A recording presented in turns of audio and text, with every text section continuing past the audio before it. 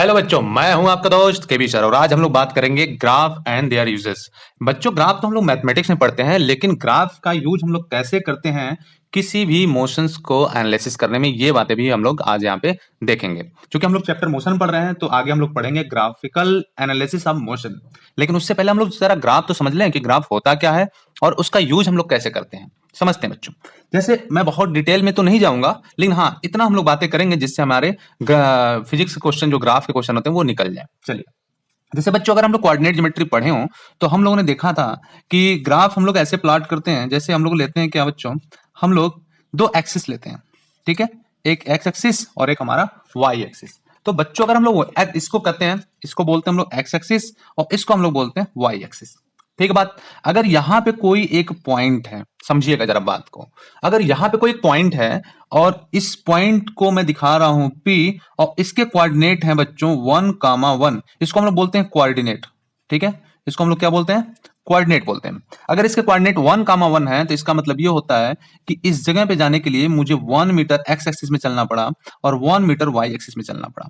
ये 1 metre x axis में चलना पड़ा और 1 मीटर वाई एक्सिस में चलना पड़ा। और अगर मैं यहां से इसको मिला दूं, देखो बच्चों, इसको तो हम लोग बोलते थे क्या, डिस्टेंस, और ये इसका हो गया डिस्प्लेसमेंट, इसका पोजीशन हो गया। ठीक है ना, तो ये वैल्यू भी हम लोग क्या करते हैं, इसका निकाल सकते हैं।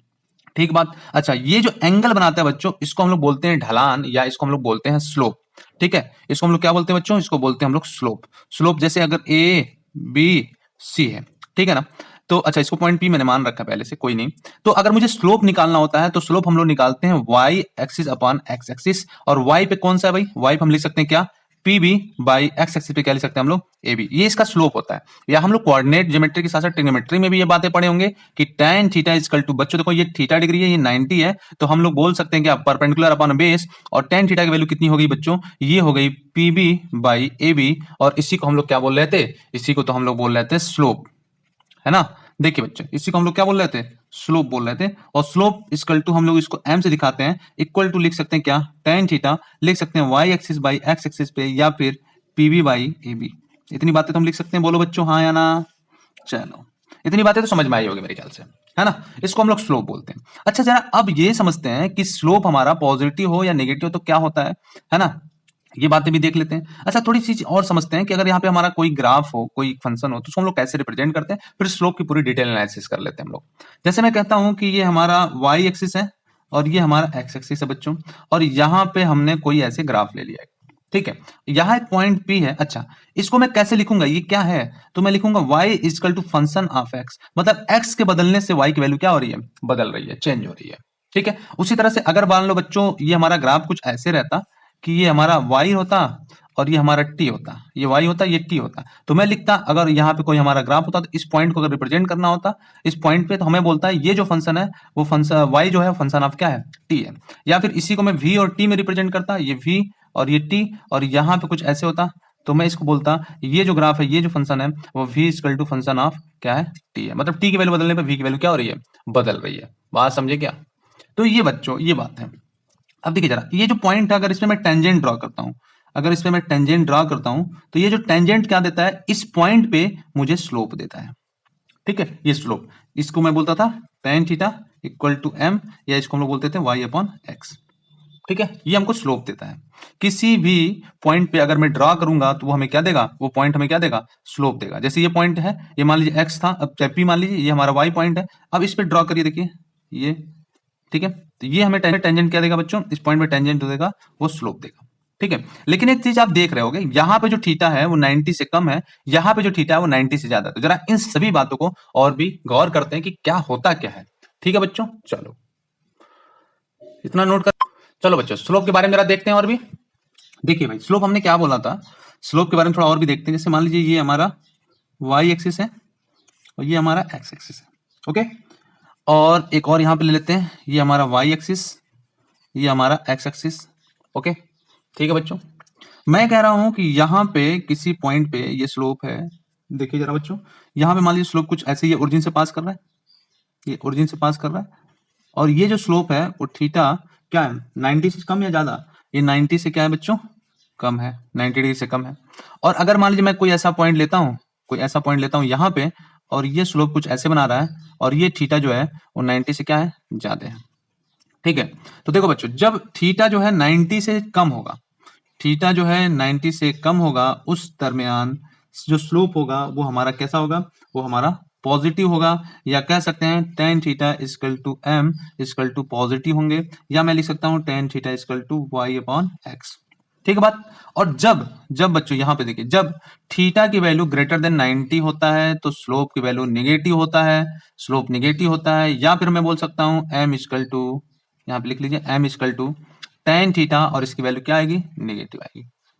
ठीक है। जब थीटा 90 से कम होता है तो पॉजिटिव, थीटा 90 से ज्यादा होता है तो नेगेटिव स्लोप होती है। ठीक है बच्चों। अच्छा, चलिए एक चीज और समझते हैं। एक चीज ये समझते हैं बच्चों कि अगर ये कर्व कुछ इस तरीके से है तो हर जगह पे जो स्लोप होगा, देखिए हर जगह पे जो स्लोप होगा वो कांस्टेंट होगा।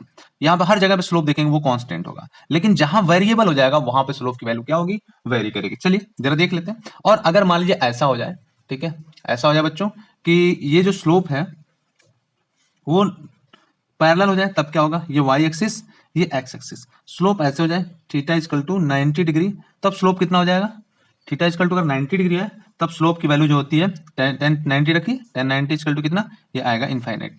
इस केस में एम की वैल्यू कितनी हो जाएगी, इनफाइनाइट हो जाएगी। और अगर मान लीजिए ये वाई एक्सिस ये हमारा एक्स एक्सिस और स्लोप ऐसे हो जाए, ठीक है, तो यहाँ पे थीटा की वैल्यू कितनी है, 0 डिग्री, तो एम की वैल्यू कितनी है, 0 है, स्लोप कितना हो जाएगा, 0 हो जाएगा। बात समझे क्या। चलिए, ये इतनी बातें आपको समझ में आना चाहिए।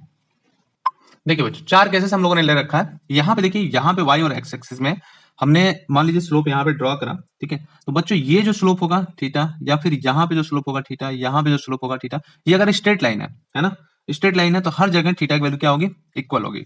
तो यहाँ पे मैं बोल सकता हूँ कि हर जगह थीटा क्या होगा, कांस्टेंट होगा। थीटा क्या होगा बच्चों, कांस्टेंट होगा, या मैं बोल सकता हूँ जो स्लोप होगा वो हमारी वैल्यू क्या होगी, कांस्टेंट होगी। ओके। अब इस केस में जरा देखते हैं, ये पॉइंट इसको मैं ऐसा लिख सकता हूँ, y equal to function of X, X की बदल वैल्यू बदलेगी तो y की वैल्यू बदलेगी। तो p की अगर हम लोग बात करें बच्चों, ये p की पे अगर हम लोग स्लोप टेंजेंट ड्रॉ करें तो ये हमें स्लोप देता है, ये भी हम जानते हैं, और यहाँ पे जो हम ड्रॉ करते हैं वो भी हमें क्या देगा, स्लोप देगा। तो इसको मैं अगर थीटा 1 मानूं और इसको मैं थीटा 2 मानूं, तो बच्चों एक चीज देखो, यहाँ पे स्लोप की वैल्यू कांस्टेंट नहीं होती है, बल्कि यहाँ पे क्या होगी, अलग अलग होगी। जैसे मैं कहूंगा theta 1 is not equal to theta 2, ये इक्वल नहीं होगा। इसका मतलब ये है कि जो स्लोप होगा वो कांस्टेंट अब नहीं होगा, वो क्या करेगा, वेरी करेगा। यहाँ पे स्लोप की वैल्यू कुछ और है, यहाँ पे स्लोप की वैल्यू कुछ और है। ठीक है। तो जरा यहाँ पे उसी को यहाँ पे मैंने ड्रॉ कर लिया। देखिए यहाँ पे थीटा 1 और थीटा 2, तो यहाँ पे मैं क्या बोल सकता हूँ, मैं बोल सकता हूँ क्या कि थीटा 1 लेस देन है थीटा 2 से, या फिर मैं बोल सकता हूँ कि tan theta 1 less than tan theta 2, या फिर मैं क्या बोल सकता हूँ कि स्लोप जो है m1 का, ये पॉइंट P पे जो स्लोप है उसको मैं m1 बोल रहा हूँ, m1 क्या होगा, लेस देन होगा m2 के स्लोप से। ओके।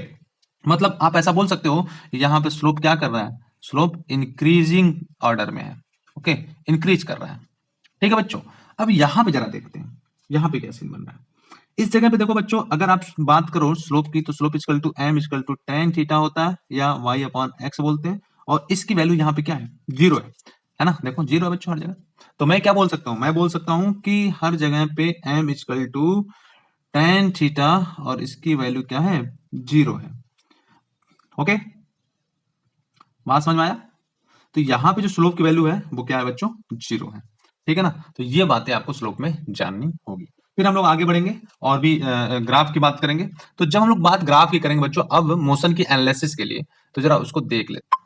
अब जब हम लोग मोशन की एनालिसिस के लिए ग्राफ की बात करेंगे, तो जरा देखिए क्या होगा भाई, ग्राफिकल एनालिसिस ऑफ मोशन, इसको हम अगले वाले वीडियो में भी देखेंगे, लेकिन पहले यहाँ पे समझ लेते हैं।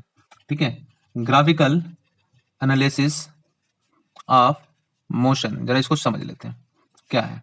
ग्राफिकल एनालिसिस ऑफ मोशन की अगर बात करें तो बच्चों हम लोग जो ग्राफ पढ़ेंगे वो देखिए कौन कौन सा पढ़ लेंगे। पहला जो होगा वो होगा displacement, displacement versus time graph. Okay. और इसको और भी हम लोग क्या बोलते हैं, इसको हम लोग बोलते हैं, या इसको हम लोग बोलते हैं पोजीशन वर्सेस, इसको अलग से भी लिख लीजिए, position versus time graph. Okay, ये पहला ग्राफ हम लोग पढ़ेंगे। दूसरा क्या, कौन सा पढ़ेंगे, दूसरा हम लोग पढ़ेंगे बच्चों distance versus time graph, distance versus time graph. Okay. तीसरा जो हम लोग पढ़ेंगे वो पढ़ेंगे velocity, velocity versus time graph. और चौथा जो हम लोग पढ़ेंगे बच्चों वो पढ़ेंगे स्पीड वर्सेस टाइम ग्राफ। ठीक है। पांचवा जो हम लोग पढ़ेंगे वो पढ़ेंगे एक्सेलरेशन वर्सेस टाइम ग्राफ। ठीक है, तो ये इतनी सारी चीजें हम लोग पढ़ेंगे। अब हम लोग देखेंगे कि किस तरीके से किसी पॉइंट पे अगर हम लोग वेलोसिटी वैल्यू निकालनी हो वो कैसे निकालेंगे, है ना। और अगर किसी पॉइंट पे हमें किसी ग्राफ से हमको एरिया, उसका एरिया हमें क्या देगा, ये सारी चर्चाएं हम लोग नेक्स्ट वीडियो में करेंगे। तो ये इतनी सारे हमें ग्राफ पढ़ने हैं बच्चों, ये इतने सारे ग्राफ हमको पढ़ने हैं। चलिए नोट कर लीजिए।